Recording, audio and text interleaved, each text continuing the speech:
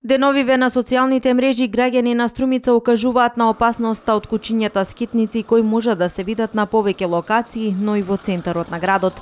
Тие постојано испраќаат апели до надлежните, вклучително и Сдруженијата за заштита на животните, да се најде решение за овој проблем. За кучињата скитници во градот се грижи општина Струмица, а оттаму велат дека кучињата се третираат согласно Законот за заштита и благосостојба на животните. Од август минатата година општина Струмица започна со хуманиот третман на кучињата скитници согласно важечкиот закон во Република Македонија. Според него, по заловувањето кучињата скитници се транспортираат до прифеталиштето и од секој се зема крв и се праќа на испитување за лаишманиоза, кое што е паразитско заболување во лабораторијата на факултетот во Скопје. Доколку кучето е позитивно на лаишманиоза, тоа се аутанизира со хуман третман, а доколку наудот е негативен, женските кучиња се оставаат на третман 4 дена по стерилизацијата, а машките се оставаат 2 дена по кастрацијата.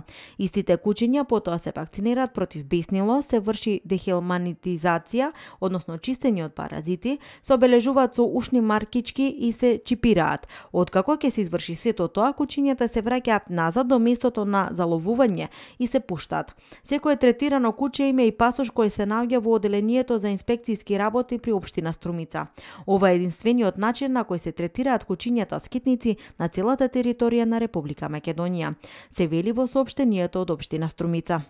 Уличните кучиња прават проблеми на територијата на цела држава. Во Скопје неодамна случаен минувач беше нападнат и каснат од страна на 4 агресивни улични кучиња, додека на магистралниот пат Гостивар – Тетово – Скопје минатиот месец се случија 3 сообраќајни незгоди, предизвикани токму од кучињата скитници, кои за среќа поминале без сериозни повреди кај патниците.